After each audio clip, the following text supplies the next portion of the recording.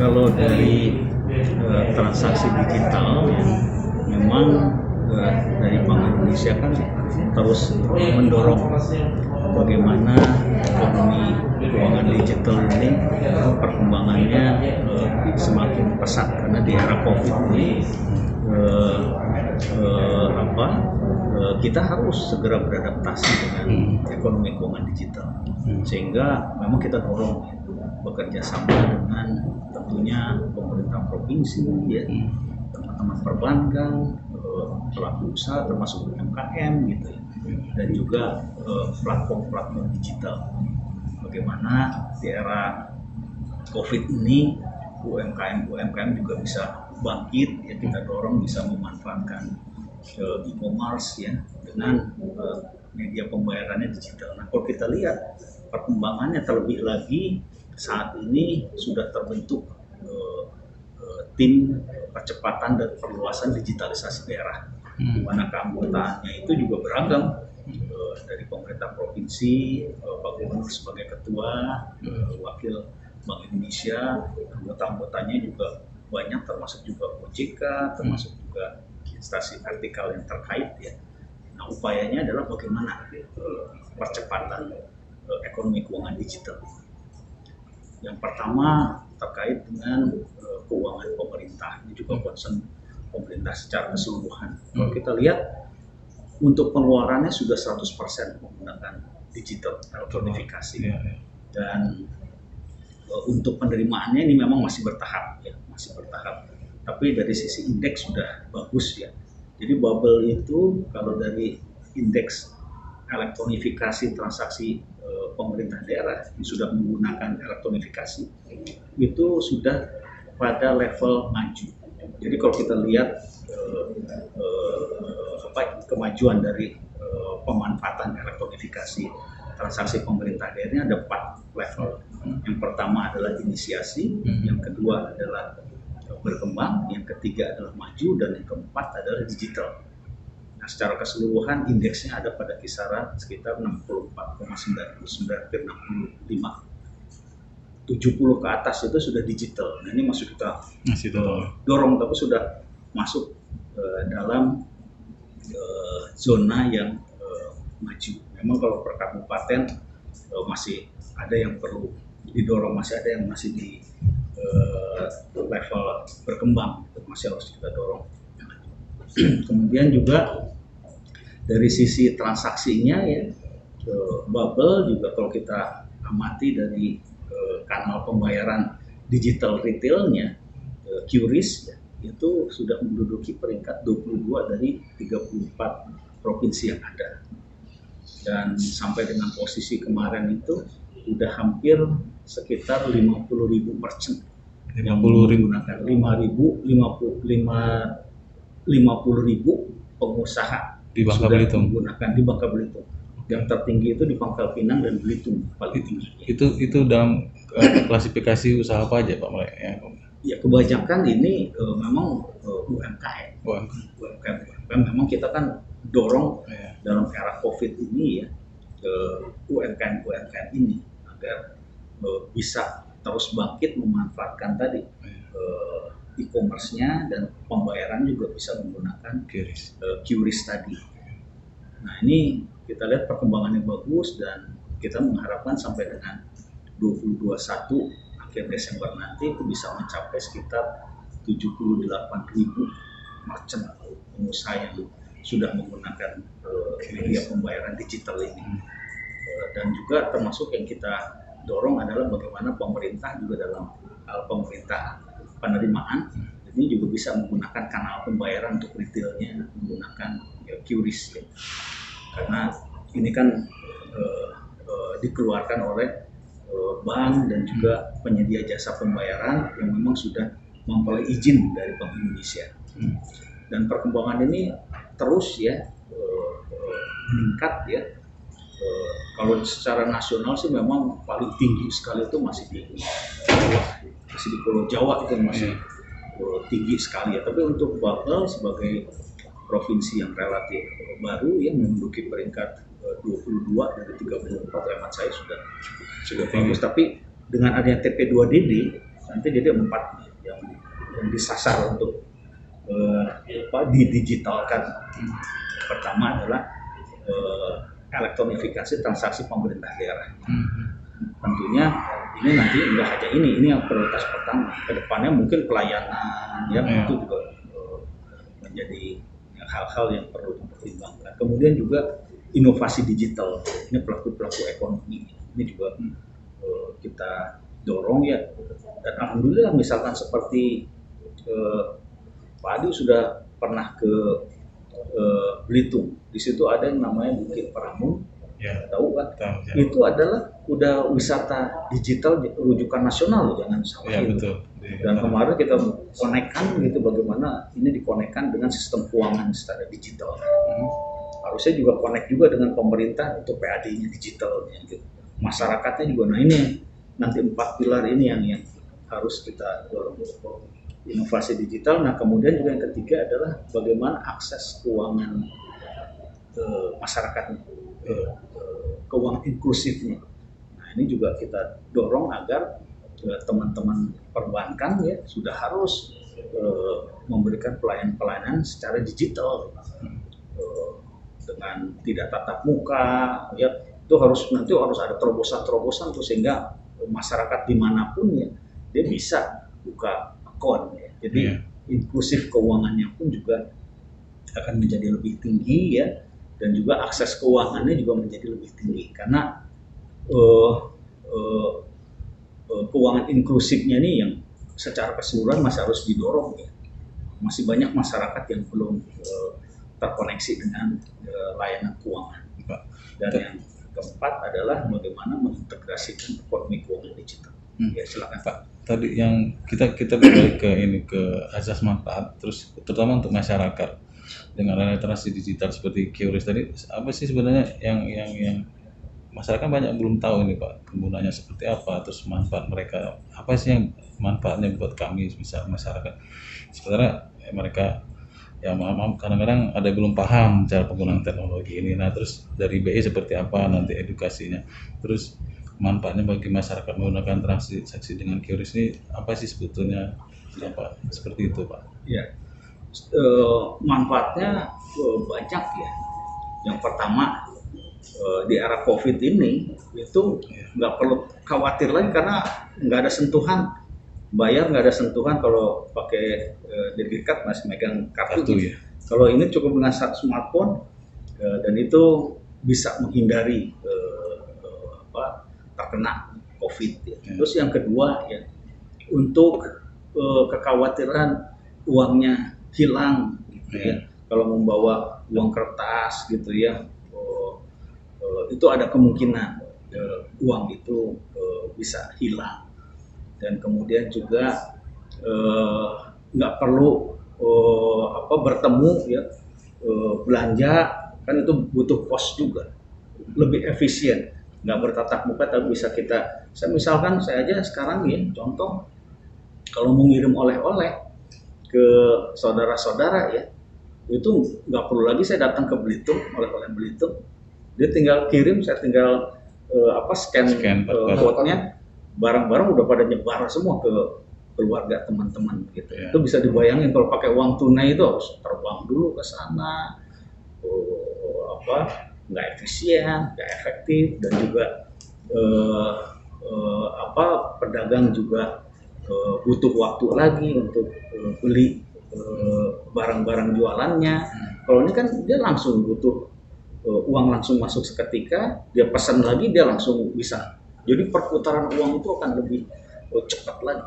Di situ yang justru akan mendorong pertumbuhan ekonomi akan lebih tinggi lagi. Jadi perputaran uang akan lebih cepat dan manfaatnya buat masyarakat ya lebih banyak tadi. Nggak perlu ke masjid, ke gereja, ke pura gitu ya. Mau nyumbang itu cukup di scan aja QR. Kalau di Jakarta tuh kotak-kotaknya itu udah ada itunya tuh. Jadi semua orang udah ngeluarin senjatanya dan biasanya malah lebih dermawan dibanding kalau kita narik dari dompet tuh agak berat, tapi kalau pakai bayi itu biasanya lebih kelihatan nominalnya Pak. lebih ini malah. Jadi banyak manfaatnya kalau secara digital, dan kita dorong memang tadi ya, bagaimana ujungnya adalah perputaran ekonomi itu bisa lebih cepat lagi. Terus tadi Pak kita berbicara soal perputaran ekonomi, pertumbuhan ekonomi, perputaran. Nah Pak, untuk di saat kita bisa banding kondisi sekarang, di saat pandemi ini seperti apa sih Pak? Mungkin dari BI kan selalu mencatat nih, dari mulai jumlah uang beredar, perputaran ekonomi masyarakat, terutama di saat tahun 2020, 2021, terutama 2019, 2020, 2021 sampai sekarang, seperti apa sih Pak kondisi perekonomian kita dari Ya, sekarang ini? ya, yang jelas kalau kita lihat kan memang di 2020 ini nggak hanya bubble ya, Indonesia termasuk dunia juga semuanya mengalami tekanan yang hebat ya. Di bubble sendiri kan secara keseluruhan di 2020 itu terkontraksi 2,3, minus 2,3 terkontraksi. Pertumbuhan ekonomi Pak? Pertumbuhan ekonomi minus 2,3. Sementara inflasinya itu 1,08%. Target kita seharusnya inflasi itu antara di 3% plus minus 1%. Harusnya rentang itu bagusnya antara 2 sampai 4. Nah, karena memang pertumbuhan ekonominya itu terkontraksi, permintaannya juga turun, ya harga-harga juga turun gitu dibandingkan dengan era sebelumnya itu ada pada kisaran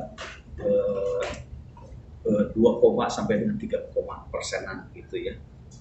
Nah, kalau kita lihat di 2020 ini kan utamanya memang di triwulan 2 kejadiannya itu kan turun sangat dalam sekali, minus 4,99% pertumbuhan ekonomi di Bangka Belitung ya.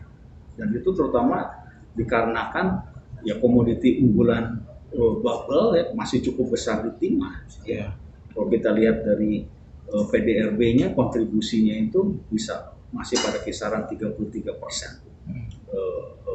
kontribusi timah. Kalau ekspor bahkan 80% itu komoditasnya adalah dalam bentuk timah. Jadi ketika ekonomi dunia turun, harga komoditas itu turun sampai dengan 14.000 US dollar per metric ton. Yang biasanya dalam keadaan normal sekitar ya 19 sampai 20 gitu ya. Nah, di 2019 itu kan tumbuh sekitar 3,9% bubble itu. Di 2020 langsung terkontraksi ya sekitar 2,3 ya, terutama karena COVID di triwulan kedua itu. Nah, sekarang berangsur-angsur kita lihat sudah mengalami recovery, terutama memang dipicu oleh US dengan China yang proses recovery cepat sekali karena memang program fiskalnya ya, kemudian juga ditambah vaksinnya, keberhasilan di dalam vaksinnya itu, sehingga kalau kita lihat harga-harga komoditi naik semua sekarang. Timah ini pada kisaran sekitar 29 US dollar per metric. So bayangin dulu sekitar 14.000 loh yang nyungsep ini, sekarang pasti akan kebalikannya gitu. Tambah juga sawit itu harganya sudah lebih tinggi 50% secara YoY dibandingkan rata-rata harga tahun sebelumnya gitu ya. Demikian juga dengan lada, karet gitu, itu semuanya naik semua. Nah, ini kita perkirakan di triwulan 1 kan memang sudah positif 0,94%. Di triwulan 2 kita perkirakan dia akan lebih tinggi lagi nih, naik 4,5. Triwulan kedua 2021 ini kita perkirakan antara 4,5 sampai dengan 5,5%. Tapi memang dengan satu kondisi COVID ini harus bisa dikendalikan. Ini terus terang saya agak khawatir dengan bubble ya. Ini nyaris tembus 20.000 kan. Sebentar lagi udah hampir tembus 18.000-an ya. Sebentar lagi udah tembus, udah di peringkat ke-17. Biasanya kita selalu yang terendah loh ini.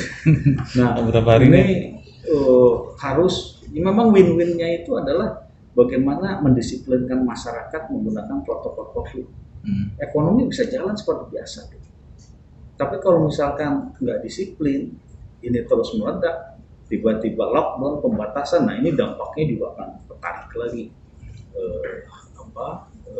ekonomi kita Bangka Belitung. Jadi salah satu syaratnya itu. Kemudian yang kedua juga yang terus dan juga dilakukan oleh pemerintah adalah bagaimana ekspansi fiskal ini sejak awal sudah harus dilakukan agar konsumsi masyarakat itu bisa segera pulih. Jadi fiskal ini juga harus. Kemudian yang ketiga, nah ini juga hal yang juga perlu kita dorong, dan di bubble ini masih menunjukkan kondisi yang memang perlu terus didorong ya dari keuangan, dari perbankan. Biasanya itu intermediasi kita sekitar 125% rasio antara dana pihak ketiga dengan kredit. Sekarang udah turun terus sampai dengan 98 posisi sekarang. Dana pihak ketiganya naik, kreditnya agak turun. Nah ini yang harus mendapat perhatian dan juga terus kita dorong melalui badan koordinasi perbankan daerah ya, agar segera, karena secara keseluruhan kebijakan moneter itu longgar, suku bunga diturunin semuanya, karena tekanan inflasi belum menjadi permasalahan. Tekanan inflasi masih relatif rendah, jadi kebijakan longgar ya, likuiditas yang longgar, fiskal juga demikian kan, defisit transaksi perjalanan juga mendorong bagaimana agar konsumsi masyarakat itu. Nah, hanya saja kita lihat ini channel ini agak perlu perhatian. Bagaimana fungsi intermediasi bank di Bangka Belitung juga harus didorong dan dipercepat proses pemulihan recovery-nya. Dan itu ya, dan kemudian juga UMKM seperti yang kita sampaikan tadi ya, bagaimana kita dorong ya bersinergi agar mereka bisa memperluas pasarnya dengan menggunakan media digital dan juga penggunaan sistem pembayaran secara digital. Nah ini memang area-area ini yang harus prioritas untuk kita dorong ya. Sementara dari sisi inflasi aja sampai dengan bulan Mei ya, sekarang kan sudah bulan Juni kan, Mei aja inflasi YoY 2,47. Artinya kalau di bubble 2,47 sih udah masuk target 3% sama dengan plus minus 1% ya. Tapi secara nasional tuh masih sekitar 1, artinya masih perlu didorong lagi growth-nya gitu. Karena tekanan dari permintaan masyarakat itu masih perlu terus didorong. Nah mudah-mudahan kita lihat sih dengan berbagai sinergi yang dilakukan baik itu di pusat maupun di daerah ya kita harapkan dan juga tentunya masyarakat, kembali lagi masyarakat harus agar disiplin gitu ya. Protokol COVID ya, nongkrong silakan lah, tapi pakai ini, jaga jarak gitu. Jangan sampai meledak nanti ditutup. Malaysia udah lockdown. Lockdownin, timah naik juga gara-gara pasokan dari timah Malaysia terbatas, Myanmar juga ada kudeta, pasokan timah ke China menjadi terbatas, harga komoditi jadi di samping memang pemulihan China juga termasuk cepat ya sama US. Perkiraan kita nih dari sekarang ada beberapa tadi komoditi ekspor dari Bangka Belitung untuk dari Januari sampai Mei lah Pak, itu yang paling besar tuh sektor apa, dari komoditi apa kalau yang dari yang kita masih timah, setelah timah karet, setelah timah itu CPO itu sekitar 13%, timah itu 80%, CPO itu sekitar 13%, yang lainnya itu ikan ya. Kemudian baru karet, lada. Tergambar Pak devisanya berapa Pak?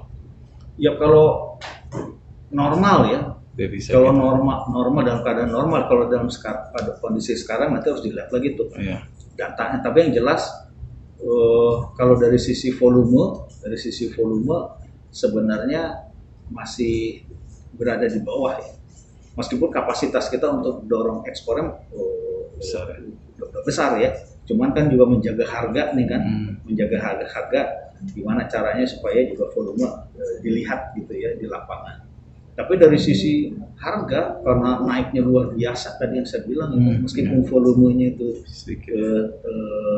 masih di bawah gitu ya, tapi dari sisi nilai itu udah tinggi. Apalagi nanti di triwulan kedua, 3, 4 itu lebih volumenya naik, harganya juga naik, itu lebih tinggi lagi gitu. Devisanya. Devisa kalau dalam keadaan normal tuh bisa sekitar sebelum COVID ya, itu sekitar 1,8 miliar US dollar ke semua seluruh ekspor, dan memang dari bubble itu selalu memberikan kontribusi ke negara ya dalam hal ekspor, karena lebih banyak ekspor dibandingkan impor. Kalau secara keseluruhan kan kita juga mengalami kendala dengan defisit current account ya, lebih banyak impor dibandingkan dengan ekspor. Tapi kalau Bangka Belitung ini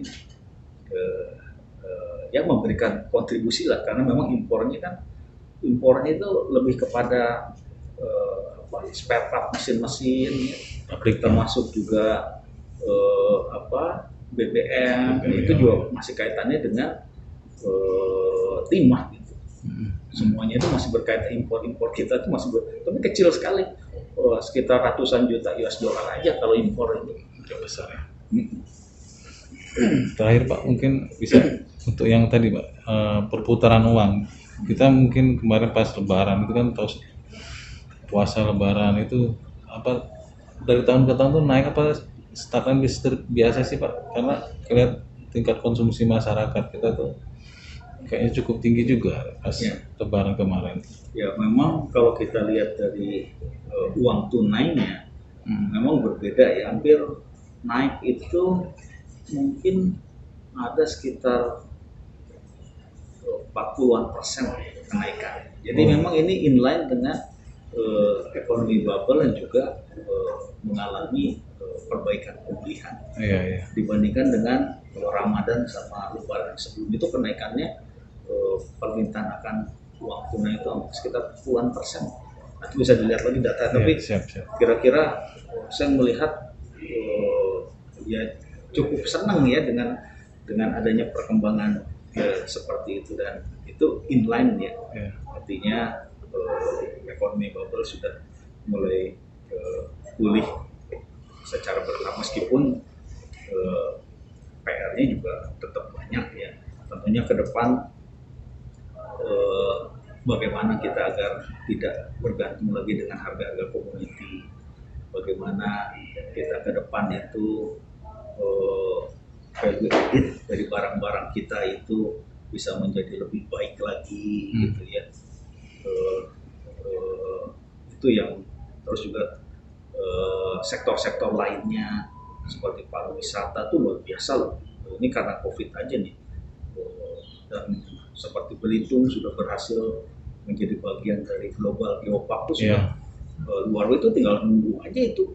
Terus tinggal nunggu ini karena COVID saja, tapi saya melihat di Belitung pun juga sudah mulai di Sheraton, di Marriott sudah mulai banyak gitu ya, meskipun belum seperti yang kita ekspektasikan. Memang kalau berdasarkan survei kita, boomnya itu baru di triwulan 4 nanti kalau wisata di Belitung ya, perkiraan kita. Tapi harusnya jangan